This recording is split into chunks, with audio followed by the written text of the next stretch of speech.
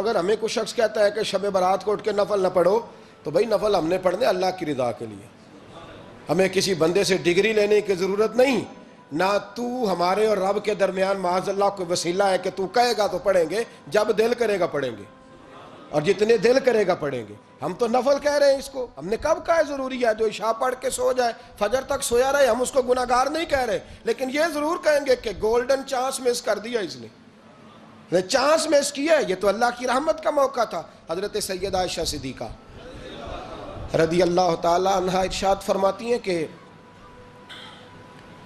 شعبان کی 15ویں رات تھی، یعنی شب برات کی رات، فرماتی ہیں شعبان کی 15ویں رات تھی، میں نے اچانک نظر ڈالی تو حضور میرے بستر میں تھے، پھر میری نظر پڑی تو حضور نہیں تھے، میرے دل میں گمان آیا، خیال آیا کہ شاید کسی اور زوجہ کی طرف حضور کا میلان تباہ ہو گیا ہو، وہاں تشریف لے گئے ہوں۔ فرماتی میں اٹھی باہر گئی تو نبی کریم علیہ السلام جنت البقیع میں تھے، قریب ایک جگہ پہ حضور دعائیں مانگ رہے تھے۔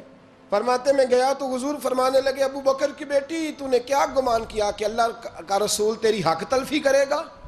عرض کی حضور آپ مالک ہیں، کہیں اور جانا چاہیں تو میری طرف سے پابندی نہیں۔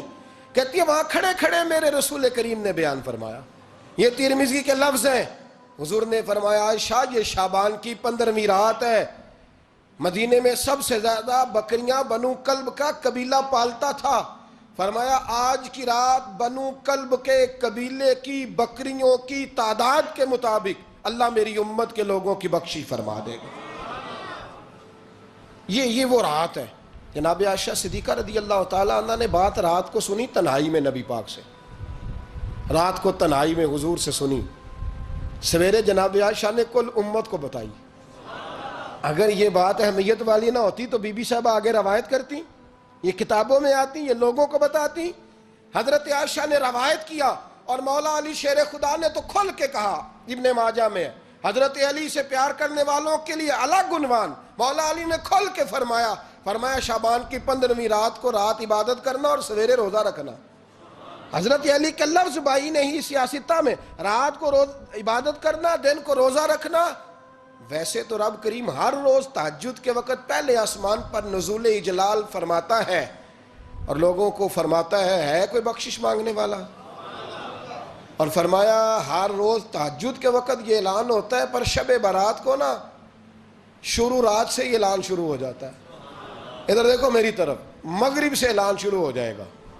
اللہ کرے آپ کو سمجھ آئے، اللہ کرے آپ کو، اور بھائی یہاں بار لوٹ سیل لگ جائے، یہاں ابھی سیل لگ جائے، 5000 والا جوڑا 1500 میں، تو رش ختم ہوگا۔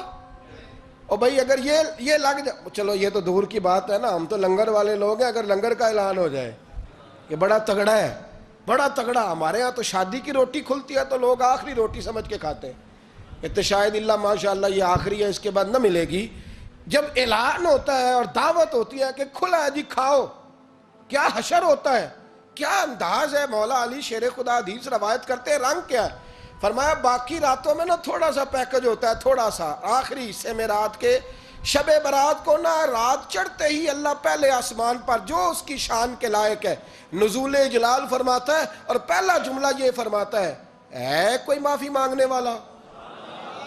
اللہ کرے آپ کو سمجھ آئے، یعنی معافی دینے والا کہہ رہا ہے چلو آؤ ادھر، آؤ ذرا معافی مانگو، میں معاف کرنے آیا ہوں، مانگو معافی، ہے کوئی معافی مانگنے والا؟ معاف کر دیں گے۔ اور آپ فرماتے ہیں ہے کوئی رزق مانگنے والا؟ وہ جو بڑی درخواستیں دیتے پھرتے ہیں نا مختلف اداروں میں، وہ ایک درخواست نا کل شب برات والی رات بھی دیں۔ اللہ کرے آپ کو سمجھ آئے۔ وہ جو کہتے ہیں نا بڑی بڑی کمپنیوں میں نے اپلیکیشن جمع کرائی ہے تو کہیں کام نہیں بن رہا تو نسخہ دے رہا ہوں، ایک اپلیکیشن کل رات بھی جمع کراؤ انشاءاللہ کام بن جائے گا۔ اور میں نہیں کہہ رہا، مولا علی شیر خدا فرما رہے ہیں، اور وہ خود نہیں فرما رہے، وہ نبی پاک کا فرمان نقل کر رہے ہیں، اور وہ رسول اللہ صلی اللہ علیہ وسلم کی بات نہیں بیان کر رہے، وہ کہتے ہیں رب فرماتا ہے کوئی روزی مانگنے والا؟ سارے سیٹھوں، نوابوں، جاگیرداروں کے پاس جا جا کے تھک گئے ہو، ایک دن میرے کہنے پر، ایک رات، ایک دیہڑی ذرا شب برات والی لگا کے تو دیکھو، پر شرط یہ ہے کہ یقین کامل ہو، ارادہ یہ، مطلب اللہ معاف کرے، آپ نے ناراض نہیں ہونا، لیکن وہ ماحول اس طرح کا ہے کہ شب برات کو ایک دو ساتھی کو کہا رات کو عبادت کر کہتے جی وہ تو ٹھیک ہے پر سویرے چھٹی نہیں، کام کرنا ہے. یعنی رب کہہ رہا ہے کہ تو آ جا شب برات کی رات، جو مانگے گا وہ تجھے. لیکن یہ ادھر نہیں توجہ کر رہا، یہ کہتا ہے سویرے 10 بجے دکان نہ کھلی تو مشکل ہو جائے گی، دفتر نہ گیا تو حالات. آپ دیکھیں ذرا، اب جب یقین اس طرح کا ہو تو پھر تو میں ساری زندگی اداروں میں درخواستیں دینی ہیں. پھر آپ جیسا آپ کا مزاج ہوگا، اللہ تعالیٰ تو بندے کے گمان کے قریب ہے. تو میرے رسول پاک علیہ السلام نے ہمیں یہ میسج دیا، پیغام دیا، فرمائے اس رات جو اولاد مانگے گا رب اسے بھی عطا فرمائے گا، اس رات جو اللہ سے بخشش مانگے گا اللہ اسے بھی دے گا، اس رات جو رب کریم سے عزت مانگے گا اللہ اسے بھی عطا کرے گا. شارحین نے لکھا اس رات جو رب سے پردہ پوشی مانگے گا اللہ اسے پردہ پوشی بھی عطا کرے گا، جو جنت کا سوالی ہوگا رب اپنے فضل سے عطا فرمائے گا. کوشش فرمائیں، کوشش فرمائیں. 10 محرم کو ہمارے ہاں لوگ جاتے ہیں قبرستان، وہ کسی حدیث سے ثابت نہیں، میں منع نہیں کر رہا، جائیں 9 محرم کو جائیں، 10 کو جائیں، 11 کو جائیں، 8 کو جائیں، سفر میں جائیں، ربیع الاول میں جائیں، قبرستان میں جب بھی جائیں منع نہیں ہے. لیکن شب برات والی رات تو خود رسول کریم گئے ہیں نا قبرستان. اب جو بات میں نے سمجھانی ہے اس کو سمجھیں. نبی پاک کی والدہ کا مزار نہیں ہے وہاں جنت البقیع میں، حضور کے کو بھائی بہن، حضور کیا کرنے گئے؟ امت کی بخشش کے لیے گئے. شب برات کی رات لالچی نہ بنے کہ صرف میں نے اپنے لیے روزی مانگنی ہے، کل امت کے لیے مانگے رب کریم سے، مانگے اپنے بھائی کے لیے، مانگے اپنی بہن کے لیے، مانگے اپنے بیٹے کے لیے، مانگے اپنی بیٹی کے لیے، مانگے اللہ کریم سے. یہ مانگنے کی رات ہے. پچھلی راتی رحمت رب دی کرے بلند آوازہ، بخشش منگن واریاں کارن کھلا جے دروازہ. آئیں اللہ کی بارگاہ میں اس رات کو کھل کے دعا مانگیں. قبرستانوں میں نہ کچھ قبریں ایسی ہیں کہ جو بتاتی ہیں کہ سالوں بیت گئے ہیں کوئی آیا نہیں. کچھ قبریں بتاتی ہیں. اور کچھ بڑے قبرستان بڑے شہروں میں ایسے بھی ہیں کہ جن کا گورکن کہتا ہے کہ مجھے کمیٹی نے کہہ دیا ہے جہاں 4-5 سال کوئی نہ آئے وہاں نئی قبر بنا دیا کرو، وہاں نئی قبر بن جاتی ہے معاذ اللہ. او بھائی کچھ ہیں ایسے، کچھ ہیں. یہ جائیں نا اکبر بادشاہ یہاں لیٹا ہے لاہور میں، تو شعر لکھا ہوا ہے بر مزارے ماں غریباں نے گلے پروانہ سوزز نے صدائے بلبلے. فارسی کا مقولہ لکھا ہے اس کی قبر پہ، کہتا ہے میں وہ غریب ہوں، اعلیٰ بادشاہ ہے مقبرے میں لیٹا ہے، کہتا ہے میں وہ غریب ہوں کہ نہ یہاں کوئی پروانہ آتا ہے نہ بلبل آ کے گیت گاتی، کوئی آتا ہی نہیں، کوئی فاتحہ نہیں پڑھتا، کوئی فاتحہ نہیں پڑھتا. او بھائی کئی قبریں ایسی ہیں جن پہ سالوں بیت گئے کوئی لوٹا نہیں. اور مشکات میں حدیث ہے میرے نبی کریم علیہ السلام نے فرمایا جو قبر میں ہوتا ہے وہ تو اس آدمی کی طرح ہے جو دریا میں ڈوب رہا ہے اور وہ انتظار کر رہا ہے کہ میرا بیٹا میرے لیے دعا مانگے، میری بیٹی دعا مانگے. پر بیٹے کو تو 27 سال ہو گئے، ملک سے باہر ہے، کاغذ بنے گے تو ابے کی قبر پہ آئے گا نا، اس کے تو کاغذات ہی نہیں مکمل ہو رہے. وہ بیٹے کو تو مشکل ہے بڑی، وہ تو کاغذات نہیں بن رہے، وہ تو دولت کا مطالبہ پورا ہوگا تو جب ہی وہ کام ہوگا نا. انتظار ہو رہا ہے قبروں میں میرا بیٹا دعا کرے، میرا بھائی دعا کرے. اور اگر بچہ دفن ہے تو وہ کہتا ہے میری ماں دعا کرے، میرا باپ دعا کرے. کوشش کریں شب برات بعد از مغرب یہ رواج پیدا کریں. یہ رسول اللہ کا طریقہ ہے صلی اللہ علیہ وسلم. قبرستان میں جائیں اور جا کر کے وہاں اللہ تبارک و تعالیٰ سے دعا مانگیں کہ یا اللہ جو اس قبرستان میں لیٹے ہیں وہ بھی، اور جو آج تک کلمہ پڑھنے والے دنیا سے گئے وہ بھی، اور جو قیامت تک جائیں گے وہ بھی. اے اللہ تو سب کی بخشش فرما دے.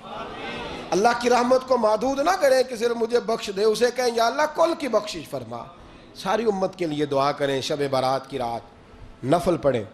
ہمارے ہاں محفل ہوتی ہے ہر سال الحمدللہ، بڑے شوق سے بڑا خوبصورت ہم اہتمام کرتے ہیں.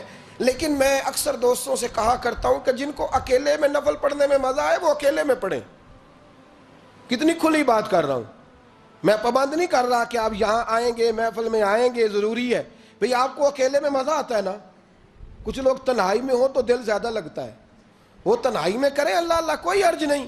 لیکن کچھ ایسے ہیں کہ نعت سنتے ہیں تو دل نرم ہوتا ہے، تقریر سنتے ہیں تو دل نرم ہوتا ہے، تو جن کا اس طرح نرم ہوتا ہے وہ مسجد میں آئے، بات سنے. کچھ کو سب کے بیچ بیٹھ کے رونا آتا ہے. حضرت سعدی شیرازی فرمایا کرتے تھے کچھ لوگوں کے آنسو مجھے رلا جاتے ہیں. فرماتے ہیں کچھ کی آنکھیں دیکھ کے رو پڑتا ہوں، لہٰذا میں جب بھی ذکر کرتا ہوں محفلوں میں بیٹھ کے کرتا ہوں. تنہائیوں میں مجھ سے نہیں ہوتا، تو جس سے نہیں ہوتا وہ آئے نا، مسجد میں آئے، رات عبادت کرے. کل مغرب سے پہلے پہلے کام سمیٹ لیں سارے، اور مغرب کے بعد یہ رات شروع ہوگی، مغرب کے بعد ایک چھٹی کر لو اللہ رسول کے لیے. کر لیں گے انشاءاللہ تعالی ایک چھٹی. اور توبہ کی رات ہے یہ، توبہ کرنی ہے. توبہ کس کو کہتے ہیں؟ توبہ کا معنی ہے پچھلے گناہ پر پچھتانا، شرمسار ہونا. کہتے نہیں اے کاش میں نہ کرتا، اور وہ لفظوں میں نہیں، جملوں میں نہیں، توبہ رٹی رٹائی نہیں، شرمسار ہونا اور آئندہ گناہ نہ کرنے کا پکا ارادہ کرنا، اس کا نام توبہ ہے. دیکھیں اللہ تعالیٰ فضل کرے، میں نے پچھلے سال کہا تھا پھر کہتا ہوں، مسجدوں سے نا شب برات کی رات، شب قدر کی رات چیخوں کی آوازیں آتی ہیں، لوگ اتنا روتے ہیں نا. رونا چاہیے، کم روتے ہیں زیادہ رونا چاہیے. لیکن سوال یہ ہے کہ اتنا زیادہ لوگ شب برات کی رات روتے ہیں، کیا پھر سویرے بددیانتی ختم ہو جاتی ہے؟ جو رات مسجد میں کھل کے رو کے آیا ہے اس کا پروگرام ہے نا کہ اب ملاوٹ کبھی نہیں کرے گا، اب گاہکوں سے جھوٹ کبھی نہیں بولے گا، اب وہ بددیانتی کا معاملہ کبھی نہیں کرے گا. لیکن رات روتا بھی رہے اور سویرے پروگرام یہ ہو کہ میں نے پھر لوگوں کو فریب دینا ہے، داؤ لگانا ہے، تو اس نے توبہ کیا رات کے، یہاں بس یہ ایکٹنگ کر کے لوٹ آیا ہے. یعنی بڑی سجا بنا کر کے سوار کر کے رات توبہ کی. کیا مطلب ہے توبہ کا؟ کہ توبہ آپ نے کی. حضرت حسن بصری سے کسی نے کہا توبہ کیا ہے؟ فرمانے لگے توبہ یہ ہے کہ جس گلی سے رب نے تجھے منع کیا ہے دوبارہ پھر تو اس گلی میں نظر نہ آئے، تو نظر ہی نہ آئے. اور جس جگہ جانے کا رب نے تجھے حکم دیا ہے پھر تو دوبارہ وہاں سے غیر حاضر نہ ہو. اگر یہ پروگرام ہی نہیں، ارادہ ہی نہیں. بچے ایک دو مجھے کہنے لگے کل حضرت صاحب توبہ کے موضوع پر ہم نے گفتگو کرنی ہے، تو کوئی باب بتائے کہاں پہ ہے. کچھ بچے شاگرد ہیں، کچھ مسجدوں میں جمعہ پڑھاتے ہیں. ایک نے مجھ سے کہا، تو میں نے کہا بیٹے پہلے مسجد میں جاؤ، 2 نفل پڑھو، توبہ کرو، توبہ کا ارادہ بناؤ. یہ رسم نہیں ہے. وہ نعت خواں بھی تو توبہ کر لینا جو شب برات کے دن لوگوں کو توبہ کرانے آیا ہے اور 25,000 کا سودا کر کے آیا ہے. تو آج اس کام سے تو توبہ کرنا، یہ نوٹ پھکوانے سے تو توبہ کرنا. یہ رسم ہے. ساری رات توبہ توبہ توبہ توبہ، یہ کیا معنی ہے اس کا؟ کیا مطلب کریں؟ امام غزالی فرماتے ہیں کہ ایک آدمی بادشاہ کا گارڈ تھا، سپاہی تھا، اس کا پہرے دار تھا، نگرانی کرتا تھا، بڑی وفاداری سے نوکری کرتا رہا. بادشاہ نے اسے تنخواہ کے علاوہ بھی بڑا نوازا. اسے بادشاہ نے بڑے الاؤنسز دیے، بادشاہ نے بڑا کچھ دیا، مکان دیا. کچھ سالوں کے بعد بادشاہ کو پتا چلا کہ یہ میرے لیے نہیں آتا تھا، اس کی تو میری کنیز پر نظر تھی، اس نے تو رات کی ڈیوٹی اس لیے لگوائی تھی کہ کنیز پر نظر تھی. تو امام فرماتے ہیں کہ بتاؤ پھر وہ بادشاہ اس کے ساتھ کیا سلوک کرے گا؟ وہ کیا سلوک کرے گا؟ تو لوگ کہنے لگے حضور لگتا یہ ہے کہ وہ نا 4-5 حصوں میں کاٹ کے تو کتوں کے آگے پھینکے گا. آپ فرمانے لگے میرا رب تو بڑا ہی کریم ہے، وہ تو ایسے نہیں کرتا. لیکن بتلاؤ اگر اسے پتا چلے کہ یہ رسم کے لیے آیا ہے، اس کی تو نظر ہی مال پہ ہے، یہ تو سویرے بدلے گا نہیں، یہ تو دھوکہ دے رہا ہے، یہ تو توبہ کرنے آیا ہی نہیں، اس نے تو ڈھونگ رچایا ہے، اسے تو پہلے سے خبر ہے. تو پھر تم کیا امید رکھتے ہو؟ پھر کیا رویہ رکھتے ہو؟ شب برات کی رات دھاڑے مار مار کے رونا اور صبح اسی طرح دھوکہ دینا، اسی طرح فریب کرنا، اسی طرح جھوٹ بولنا، اسی طرح بددیانتی کرنا، اسی طرح لوگوں کو لوٹنا. تو یہ رسم نہیں ہے توبہ. توبہ تو بدل جانے کا نام ہے، توبہ تو پھر سنور جانے کا نام ہے. توبہ تو اس طرح ہے جس طرح حضرت ابراہیم ابن ادھم نے کی تھی. وقت کے بادشاہ تھے بادشاہ، جب توبہ کی تو پھر ہر چیز چھوڑ دی، پھر مال لوگوں میں بانٹ دیا اور پھر ٹاٹ کا لباس پہن کر زندگی گزاری. لوگوں نے کہا حضور یہ تبدیلی ہے؟ فرمایا تبدیلی نہیں، یہ میری توبہ ہے، یہ میری توبہ ہے. جب توبہ کی تو پھر بدل کے کی، جب توبہ کی تو پھر تبدیل کیا آپ نے. یہ کیا توبہ ہوئی؟ ساری رات روتے رہے، سویرے دکان پہ جا کے پھر قسم اٹھائی کہ مجھے تو پڑتا ہی 11,000 کا ہے. یہ توبہ ہے؟ تو آپ نے اور میں نے توبہ کرنی ہے تو انشاءاللہ تعالیٰ اس طرح کرنی ہے کہ پھر 15ویں شعبان کو بدل جائے. یہ جو موقع آتے ہیں نا شب برات کے، شب قدر کے، یہ بنیادی طور پر اللہ تعالیٰ کی طرف سے دی ہوا موقع ہوتا ہے کہ چلو تمہیں چانس دیتے ہیں، تمہیں چانس دیتے ہیں، پابندی کوئی نہیں، لیکن رب کی طرف سے نا موقع ملتا ہے، چلو تمہیں ایک موقع دیتے ہیں، چلو اپنے آپ کو کلیئر کر لو، تمہیں موقع دیتے ہیں۔ یا اللہ کیا کرے، کچھ بھی نہیں، آ کے نا سچے دل سے 2 رکعتیں پڑھ کے توبہ کرو، عرش کا مالک پچھلے سارے معاف کر دے گا۔ کچھ بھی نہیں، آؤ موقع ہے۔ ان لوگوں کی باتوں پہ نہ جائیں جو بلا وجہ پریشان کرتے ہیں۔ ہمیں بھی روز ہی سوال آتے ہیں، دل نہیں کرتا، کچھ باتیں ایسی ہیں جو کرنے کو طبیعت نہیں چاہتی، میں کروں گا بھی نہیں۔ لوگوں کو شب برات کا حوالہ بھی نہیں مل رہا، حالانکہ ترمذی شریف میں حدیث موجود ہے، صحاح ستہ کی روایت ہے، ترمذی میں موجود ہے۔ پہلے کہتے ہیں صحاح ستہ سے دکھاؤ، جب صحاح ستہ سے مل گئی تو اب اور کدھر جانا ہے؟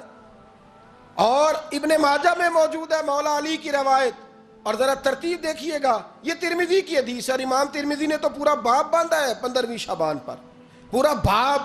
اب تمہاری مرضی ہے، اگر تم نہیں بات کو سمجھنا چاہتے۔ اور مجھے پتا کیوں یہ شب برات کیا لگتا ہے، مجھے کبھی کبھی یوں لگتا ہے کہ رب فرماتا ہے کہ رمضان سے 15 دن پہلے ہی پکی سچی توبہ کر لے، تیاری کر، پاک صاف ہو جا، تاکہ جب رمضان آئے نا تو پھر تجھے پاک ہونے کی ضرورت نہ پڑے، بس پھر تو آتا جائے اور میں تیرے اوپر رحمتیں نچھاور کرتا جاؤں۔ بس تو پہلے ہی تیاری کر، 15 دن پہلے ہی، 14 دن پہلے تیار ہو جا۔ کل رات اپنے آپ کو ذہنی طور پر تیار کریں، بچوں کو تیار کریں، گھروں کو تیار کریں۔ اب جب مہمان آتے ہیں نا بڑا کچھ کرتے ہیں، شب برات آئے تو مصلے ایک دفعہ دھویا کریں، ایک دفعہ مصلے دھویا کریں۔ فرش دھوتے ہیں نا، مہمانوں نے آنا ہے تو ایک کمرے کا فرش دھو کے صاف کریں کہ خواتین نے یہاں ساری رات نماز پڑھنی، یہ ارادے بنائیں۔